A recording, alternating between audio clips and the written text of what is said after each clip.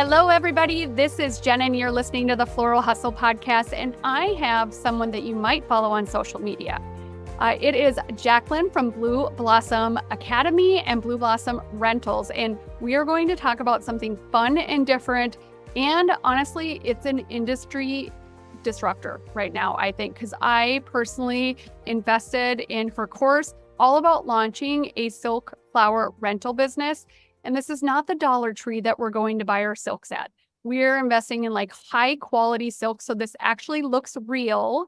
Doesn't look like somebody went to Hobby Lobby or Joann's and Michael's and went nuts. So I'm so excited to have you here today. And if you could just introduce yourself, like, you know, your business, where you kind of started, and tell us your backstory.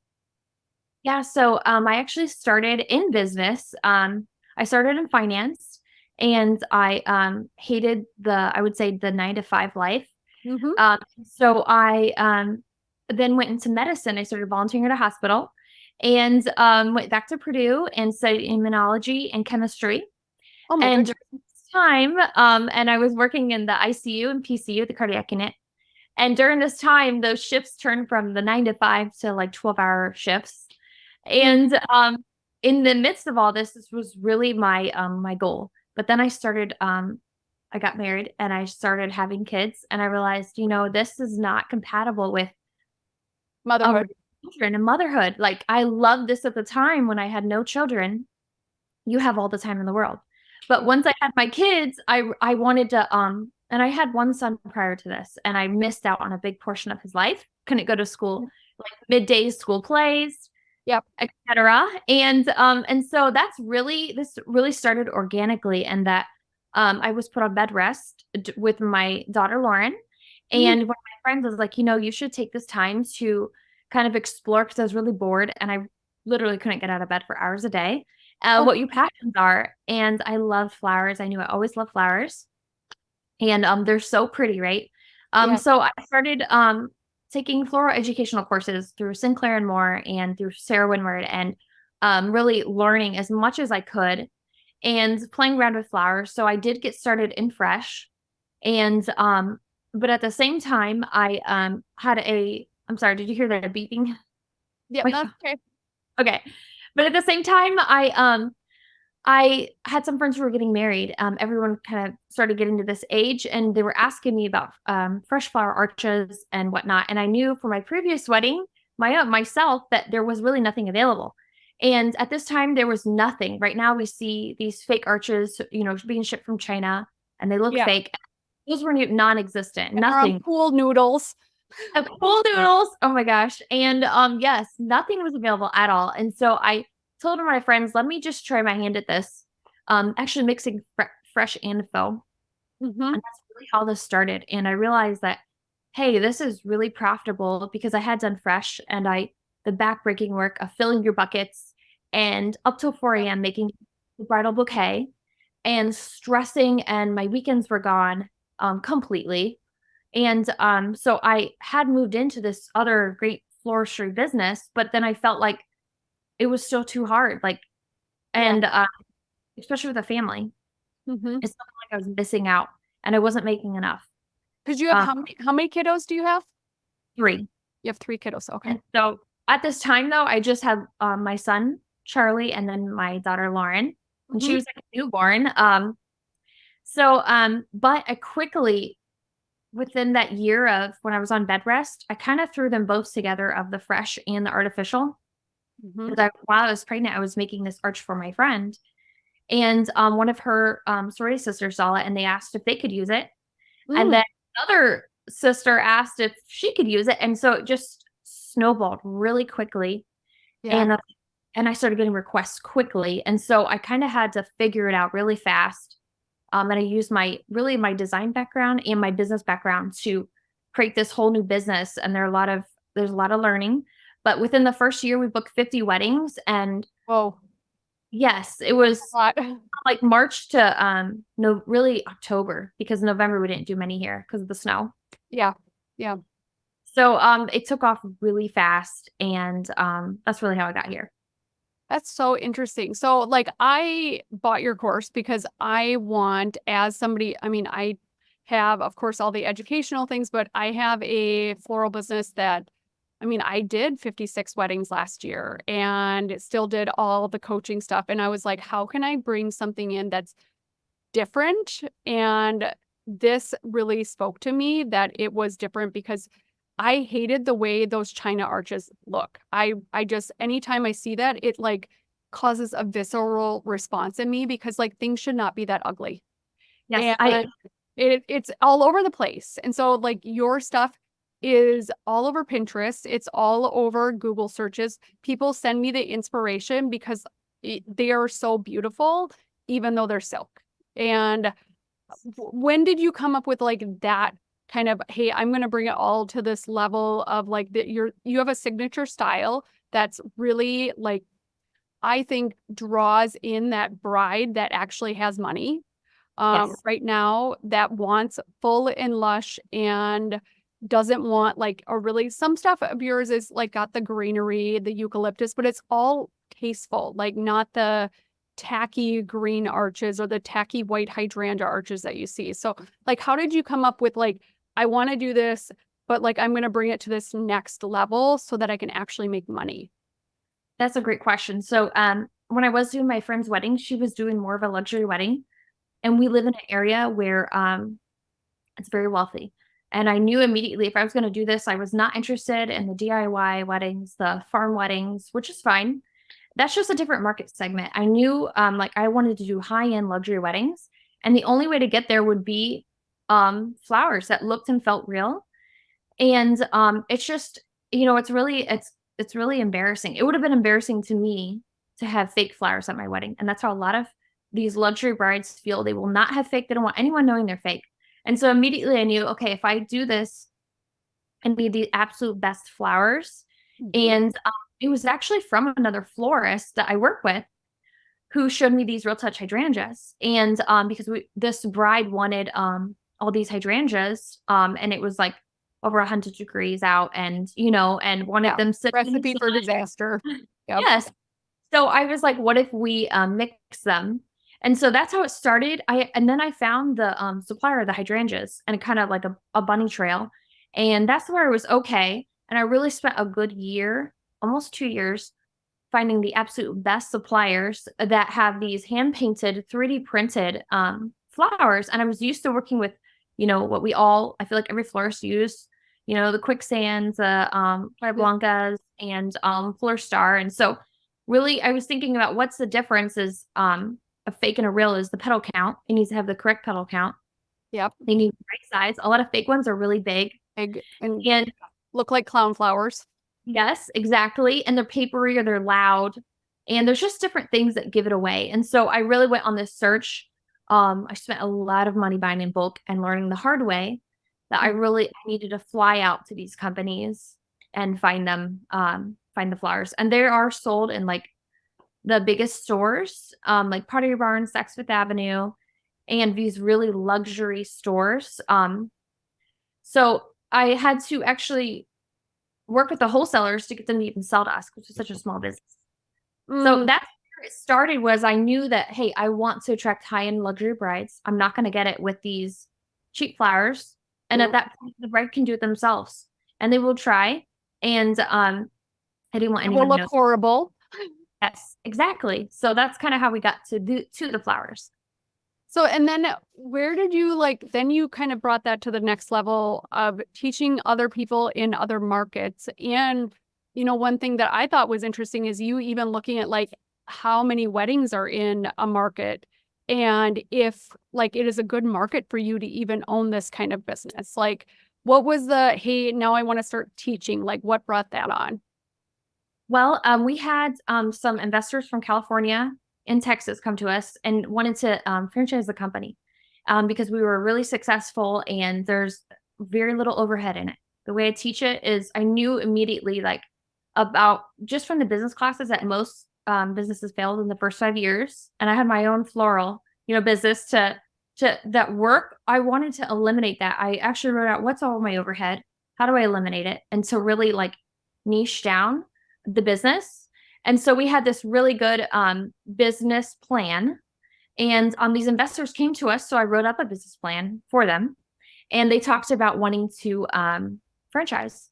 And so at first it seemed really good, and me and mom were really excited. But as we got along in the process, it felt like these men did not care anything about the business. They just wanted money. And mom talked about, what if we could offer this to single moms? So I used to be a single mom, women struggling, people who are, how much would this bless them, like, and help their business? Like, if they started these little businesses instead of franchising, having a course, because in order to franchise, I already had to put together a course. And so I was moving down that direction. And it just didn't feel right. And we thought about it a lot. Like, who are we helping at the end of the day? Like, it felt like I was selling myself. And someone who doesn't care. I mean, this is my baby. And we were like the only people in America doing this. And there were some people overseas doing it, but in a different way. They were just using fake and that looked fake. Yeah, that looked fake. And it was just much different. So I knew I had something, and me and my mom, we love helping people. We've always been that way. A huge portion of all of our sales, which I've never said this publicly, goes towards helping single moms and orphans, and just we take a big. We're always helping people, and that's really my heart. So we decided, we at the last minute when we were heading towards this investor in Texas, signing with him, and we were supposed to fly out there. We were like, we just can't do it. And I met with some friends who had businesses and who I trusted. And they're like, we think you should do it because it'd be the most profitable for you and the easiest. But if you really don't, then, just follow your heart. So we're just going to take this risk. It's a big risk. And that's really how it started. And the heart of it is really to help people like I felt like mothers and people who maybe they have businesses now. Like, we have a lot of florists who are students, but half my students are florists. And like, they're doing what you did though, where they're really just adding it on as a way to make more profit. Are some who are just starting the business with their floral business and then renting from it. I thought that was a great idea. Yeah, that's interesting. So that's really how we got it started into a course. It's very organic. Again, everything has been natural the way it's gotten me to where I am today. So you've kind of figured out what's been successful from a rental standpoint. And one of the things that, like, if you look at, in Google rental wedding flowers, some people are messing with like centerpieces and bouquets and all of these little things. And like in your course, that's not in there. Can you talk a little bit about why you're focusing on like the arches and the aisle pieces? And I think also like the urns, and then am I missing something? There's probably like one other kind of component, but they're all big. Yeah. So it's really two-part. Number one, if you want to reach luxury brides, they're not going to want fake bouquets, and they don't want fake centerpieces. And so if you're doing that, you have a different market immediately. Your market is that lower end DIY bride. And although it feels like you are going to get these luxury weddings, you're not going to get as many, because they all want fresh. And so it sounds good, and it's easy to get pulled into that. But I really tell people, do not do that. I actually tried it along with mine, and it was a nightmare. Picking up artificial, they get through. Like I said, I immediately found out that, okay, who's renting these? Not the luxury brides. It was these DIY brides. I was getting into this market that I didn't want to be in. So I quickly pulled out after a few months, even because the bookings that we were getting. I also realized after doing just a couple that the time spent setting up and delivering these and picking them up and then having half of them lost, you could have done 4 arch rentals and made way more than you ever would for the centerpieces and bouquets, because one arch, all those together collectively, you can charge about half of an arch rental. So it's really focusing on profits. What's profitable? These large pieces. And then also we were working with a lot of florists. A lot of florists don't want to do them in fresh. I've done, I think, only 5 in fresh, and all fresh. And it was a nightmare. I had to get in at like a certain time. I had to set all the tables up, and then on top of that, make an arch. This was in the beginning when I was doing fresh, and I just couldn't do it. And it felt like just a nightmare. That's the only way I can describe the stress of sitting there and trying to make the arch. And even though I hired, some freelancers to help, Yeah. and I didn't feel like I got as much profit from it, from all of that work, all that planning. Yeah. It didn't feel that profitable. I would have rather just did the bouquets at the time and centerpieces and fresh, and then not even done the arch. But to get the proposal, I had to, because I was like, oh, this bridal proposal, she wants an arch. If I want to get it, I that's gotta. one thing a lot of florists struggle with, because I think they have to do on site. And in my installation Rockstar, I think we've talked about like the workshops that I do. I teach them how to make a fresh flower arch and transport it. It's just making it so much easier, but so many florists don't have that tool. And so they're like you, staying up till 4 a.m. or having to hire 5 people to be on site because they're having to do everything. And it's like, am I going to have enough product? Am I going to have enough time to actually like make it look like how you would want in your brand and aesthetic? Because you're honestly just shoving stuff in and trying to get it done. Yeah. It doesn't feel good. Yeah. And on a limited amount of time too. Yeah. And especially the venues being difficult. Like you can get in like 3 hours or 2 hours before. It's like, this is not going to work, Yeah. 5 years ago, venues were allowing you to have all day, but what they've learned is that they can do these micro morning weddings. 2020 changed a lot, and now they're fitting in 2 weddings a day in the same venue, and so you have a shorter amount of time to set up. And so, and all that to say that even after I did all of that, I looked at the profit I was taking home, and I was like, this is not where I want to be. I had a lot of student debt when I started, from going back to school and attending Purdue and Northwestern University, and which is a private college. It's extremely expensive. And my goal with this, what part of it was, I want to pay down this debt. And I didn't feel like that was happening. But with these arches, these were still going on in the background. I'm like, man, I'm making a lot of money from these. I'm barely working. And I already had 2 girls hired to set them up. And I was like, why don't I just go bigger, home in that? Focus on what's profitable. Forget all this. And those weddings, I ended up giving them to other florists, my florist friends, and they did them. They took them over. And so I could just focus in on the profit that I was making with the arches. So that's one thing I think that sticks out in all of your like Instagram and your just in general marketing, that like you can make $10,000 in a month by working part-time. And I mean, who isn't drawn to that? Because that's like the secret of success, is just unlock what I make a lot of money and I don't work a lot. Like, how do you feel like that kind of transpires when, for you, it sounds like that kind of evolved because you made decisions on what's the most profitable thing. And now you've kind of bundled this thing to give to someone that is like what you have dug into for so long on what's the most profitable. I mean, is $10,000 a month like really easy for somebody that follows your kind of plan to make, or what's your thoughts on that? That's a great question. So part of it is based on your market. So I would say my market, and I have every student I do a market analysis with them. Not every student, some do it themselves, and a lot of florists pretty much know their market, but people who are new coming in don't. But I do a market analysis on them with wedding.report. And I say, let's look at your market. First, let's make sure you have enough weddings a year. So here in Indy, where I'm based, we have around 10 to 12,000 a year. 10 to 12,000 weddings a year. That's a great market. It's very healthy. Some markets have 50,000, 40,000, but some only have like 2 or 3,000. Those markets, you definitely cannot expect to make 10,000.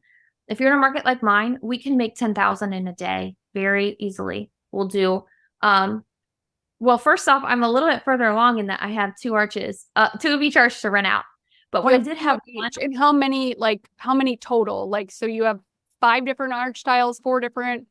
So we have, oh my gosh, because I just made some more. I have 2 of each arch, and I think I only have like 20 arches total. I have 2 rooms just filled with them, and I think we have 10 in each room. Okay. So it's not a lot. You would be surprised. A lot of people think I have like tons of arches, and I really don't, because I'm all about, again, being as cost effective as possible and not having 2 of something that I don't need, Our most rented arches, I have 2 of each one. 2 sets of aisle flowers, 2 of our most rented aisle flowers, because they go out as sets. So we get 2,400 from this wedding, 2,400 from this wedding. I used to do up to 10 weddings a day. Once I started adding on like these aisle flowers and these add-ons, I cut that down immediately to more like 3 to 5 a day, because we just couldn't get, honestly, I didn't want to hire too many people. I wanted to keep this smaller. But we couldn't get there in time doing the aisle flowers with them. So now I feel comfortable. We're doing 3 to 5. We make, on average, everyone rents aisle flowers with their arch. They cannot be used as centerpieces. That's important to know. But they can be reused for the reception, like at the bottom of the table, or put around here and there, just be repurposed. But normally, right, it's rare now that we get just one arch. So we average, so I am making a lot a weekend. I probably more like, well over 10,000 a weekend. But for those starting out, I think you have to be realistic in that, okay, I can make build. You have to build. Yeah.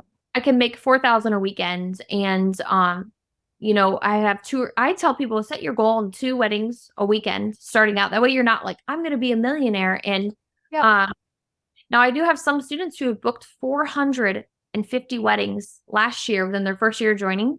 And I have another, if you're a go-getter and you live in a big market, they live, in a market with 45,000 weddings a year, then that's they're buying a building to house those things with that many. They have a warehouse that they just bought with that. And but I don't teach that method. I don't teach like volume. It should be realistic, because I don't want people like setting, because I feel like there's things that I've done where I felt misled. And 10,000 a month to me is a very easy number to achieve. Yeah. You would have to be in a very small market not to achieve 10,000 a month. I say around up to 20,000, because I want to be realistic for people starting. But if you're in a smaller market, 2,000 to 3,000, you might get just a wedding a weekend. But that's still, if they do both, because you rent the arch for $1,200 and the aisle pieces for $1,200. Yes. So like that's $2,400 if they have a wedding a weekend. Yes. And it's a quick and easy setup. We can do ours both within an hour, easily set those 2 up. And we make sure they're perfect, after we fluff the flowers, make sure everything's absolutely perfect. But if you're just starting out, it probably take you 2 hours. Again, you got to be realistic, but it's so quick. The loading, my husband actually preloads the truck before, and so it takes them about. Do you rent a truck or do you own a truck? You own a truck. Renting, and when we started, because you book early. I got the cash in before all the weddings, and then I was actually able to just buy a truck with cash. I brought a used U-Haul, and it has been with us now for like 6 years. This thing is amazing. And my husband is a master packer. He packs it in. He'll pack up to 5, now about 5 weddings. We can get 5 weddings in it without flowers. So 10 pieces in there without flowers, and he packs it in, and then my girls just pick the truck up. Now, he only packs the first night. After that, the girls will go in and, because I have 2 sets of a repack, and they'll repack, do pickups, leave the arches in there overnight. When they do a pickup, we just have this really good system that you learn quickly, on how to pack and really just be the most profitable. Well, that makes you more profitable. I mean, like you having systems and strategies. And I mean, where I've seen a lot of florists fail is that they don't have any systems and strategies. And then they follow a million different people, thinking that they're going to pick up this person's strategy, that person's strategy, and then they're going to make it into their own. And like, I see that fall apart because those things a lot of times maybe don't support, or there isn't synergy, or it doesn't feel good. And maybe you're a mom and you're like, I really can't do this because like my kiddos are a priority. I mean, which both of us, our kiddos are a priority. And sometimes like that just makes it harder, but you give them a template. Like this is like all the different modules that you go through is just like building a path, a runway for them to succeed. And I think that's what's different about your course, at least from taking it myself. And plus having clear cut, like, here's a sourcing guide. Here's like where it's coming from. Here's how many are in a pack, like all of those things. And just laying it out so clearly is what really helped me move forward to getting it done with everything that I have going on. So I think that's just amazingly different from, because I am a course consumer. I love courses. I love education. I love learning. I love learning what other people are doing because everybody has a different spin, and maybe you take just a little nugget from it. But like that nugget could be something that just elevates, a part of your business or just makes you happier, because sometimes that's important. And I know you having a life in alignment is really important to you. How are you able to push that forward? Because so many people, especially single moms, we're on the back burner. We don't get that space to just like really be in our happiness as a priority. Like, how did you come to that point? That's a great question. I feel like It's a complicated one, I'm sorry, but it's one that like so many moms struggle with, and yeah, especially single moms, like they're drowned. I call it you're drowned, I'm drowning, and you keep describing the water to me. Like that's what yes, everybody's doing, telling you that this can be easier, telling you that this can be simpler, and you're just like, how? yes. That's You know? that's a great question. I love the drowning because that's how you feel. And when I have my daughter, that is truly how I felt, especially and so everything that I did when I was doing it with her, I kept thinking, I wish someone could have told me this, because when you're starting a business, there's just so many like hard lessons that you're learning where you have to learn it the hard way. Yep, and Just expensive. all get back up. And so as we were going through this, I actually started taking notes on my phone of better way. This didn't work. I'm a note taker. I write everything down. I'm kind of insane in that aspect of keeping track of everything, every business goal. And so I was writing all these down. So I had this kind of journey already written out. And when I was thinking of this, my number one thought was, how can I help people not fall where I fell and make it easier? And how can I help moms? Really, my goal in this was moms, was a mother starting this business, being able to start it with children. How can I do it so a mother, so one woman can do it?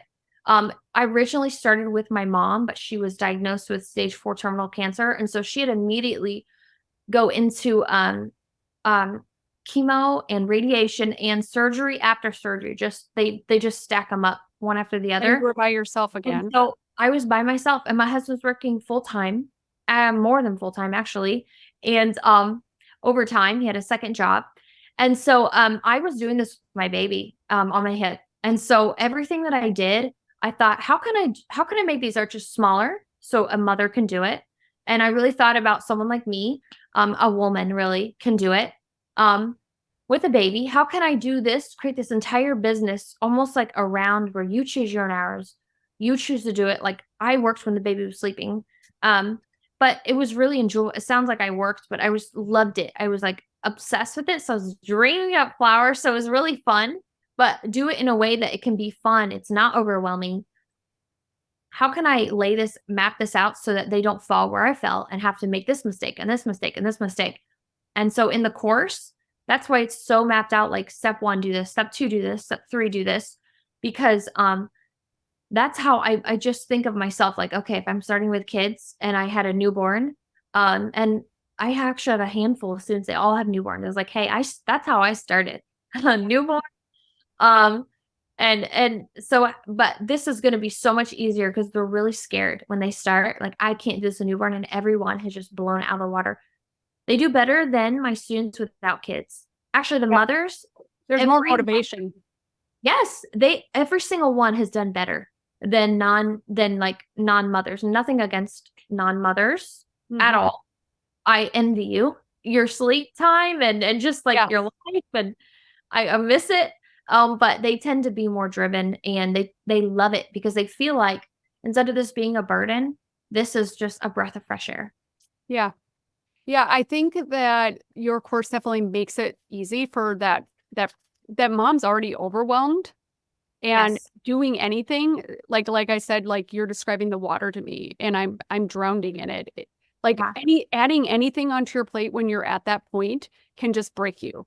And Yes. this is like, okay, I'm not questioning if I'm doing this right. Yes. Here's a map. And like, it's literally like playing Monopoly. You're just going around the board and collecting all your houses that you need to have your business. And that's what I thought was so different. And that's why I reached out to you, just because also you're inspiring and fun to follow. And I love beautiful silk flowers. And so following your page is also just inspirational in general. But I had a client actually that wanted to grow their silk flower business, which is not my realm of expertise. And nor do I honestly want it to be at this point, because I've been a florist for 25 years. Like I have just all the stuff flowing in my veins that's about flowers and how to do that, but also how to be in alignment with your life is so important. I got certified as a mindset/life coach because I felt like a lot of business owners, they have a problem here and here, not just like following a map. And Yeah. I wanted to help them fix that, have the confidence for that. And I feel that confidence from you. And I definitely in the course, I feel like that confidence comes through to you as a student. And so that's why I wanted to partner. And I'd love to talk a little bit about that. You have this actually several different courses. Kind of tell me about like the layout of what you have as options. So the first course we have is for those who've never started a business. When I started, even when I started in flowers, I didn't actually file I was like kind of doing it on the side. And so Okay. when, I don't know, this is bad. So when I started, I had to actually file the business, the EIN, get a merchant certificate, and do all the steps. So the first course is the how to create and design and launch a successful floral arch rental company. Has literally everything you could ever need plus more, everything you could think of plus more, things you'll never think of.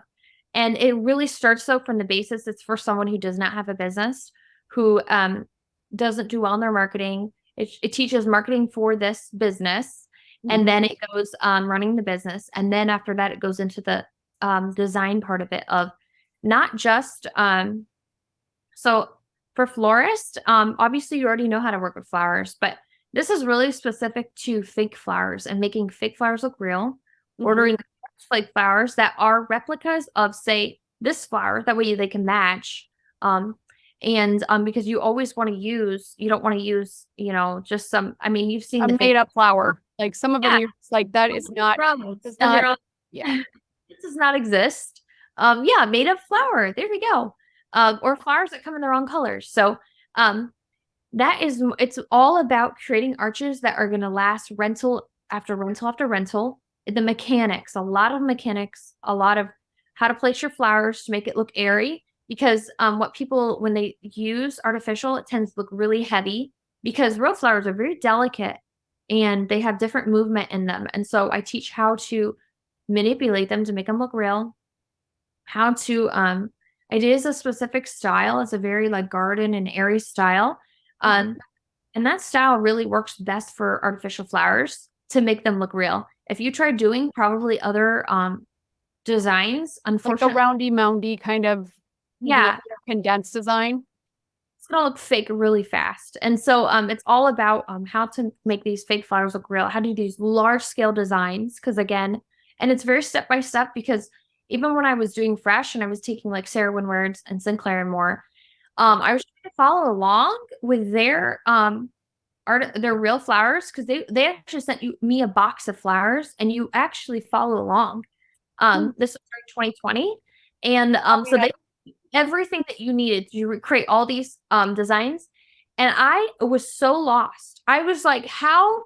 Like I saw them placing the flowers on the specifically on these large scale installations, and I didn't understand it. It's like I couldn't translate from a video. And so in the course I very step by step place these 12 flowers. Now here's a picture. Place these 12 flowers. So it's very step by step. So you know how to create these large pieces, Yep. and make the fake look real. And if you try doing it on your own, I do have students who will forego the whole thing and just go by a picture, and they have to go back and remake it because It doesn't look like it. it doesn't look real. Yeah, it doesn't. There's really a technique that I have like Mastered. mastered over the last 6 years of making, and even now I come up with better ways. And every time I do it, I'm like, okay, this is a little bit better, like you said. Yep. But really, my technique has been absolutely mastered. I even tried a different technique on one of my arches just to play around, and my original technique is so much better. So I was like, what am I doing? Yep. I already know this is better. So and that's the second half of the course.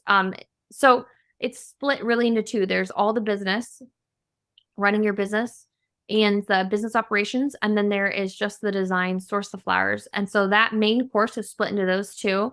And then these two courses are also split into mini courses for those, hey, I just need to learn this technique. But anyone who gets the full course, the full design course, always does better. You're always going to do better.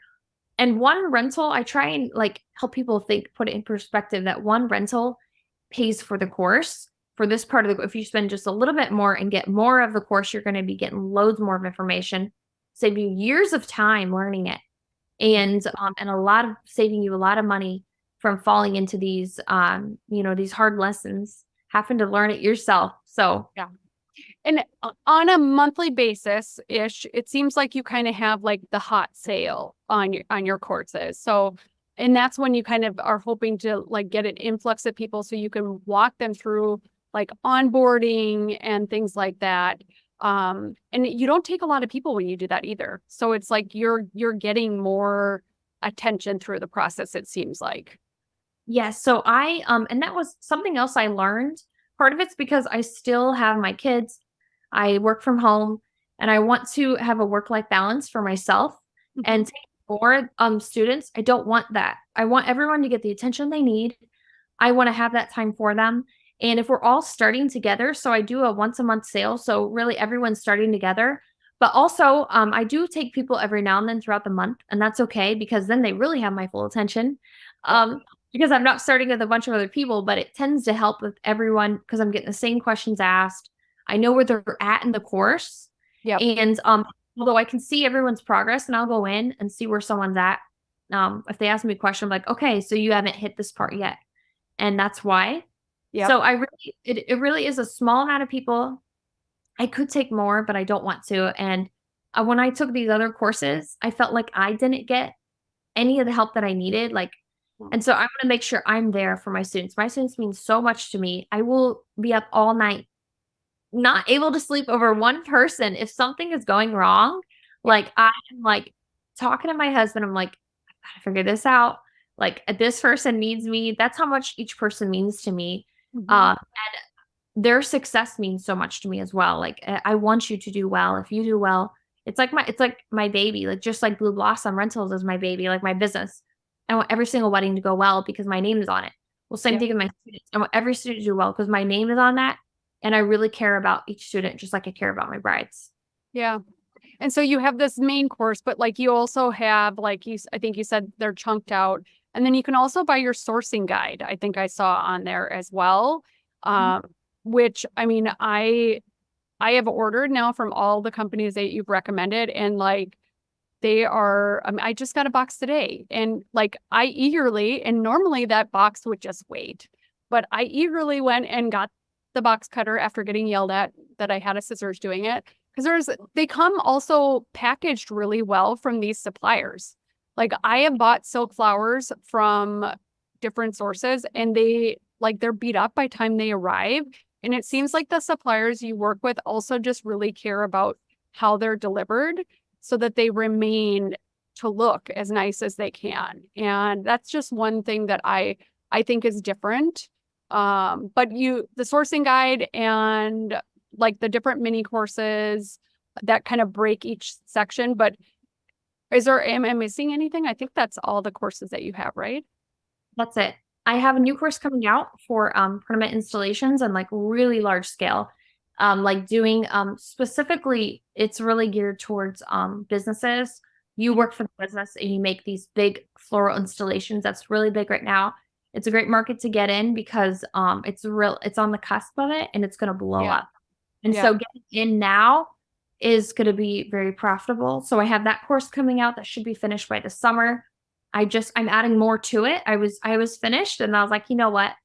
I have an idea. Of course, I keep coming up with, I'm going to make this better. And so that's coming out. But other than that, yes, those are the specific courses.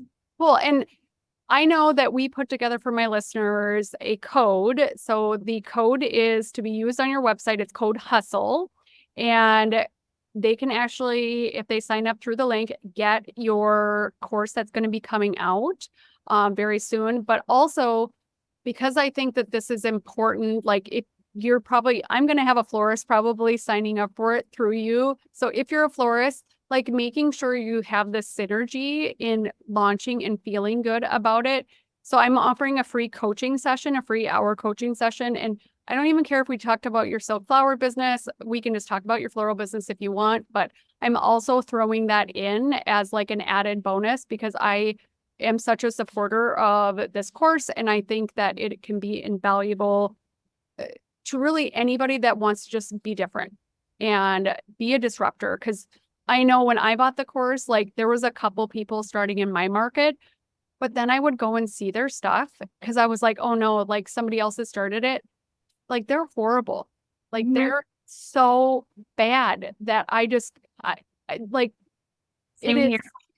it is like just when I see them, I'm just like, oh my God, like you guys are like proud to put this out here. I don't get so Yep. I'm serious. Like one of I know. my favorite venues, I went in and they had these floating silk cherry blossom clouds with this cherry blossom arch. And it's all white. And I'm like, this looks like, I mean, Michael's would have been a nicer destination for them to buy their flowers. But like, that's the competition. And I think people don't realize that, like, that's not probably going to go very well in the long term.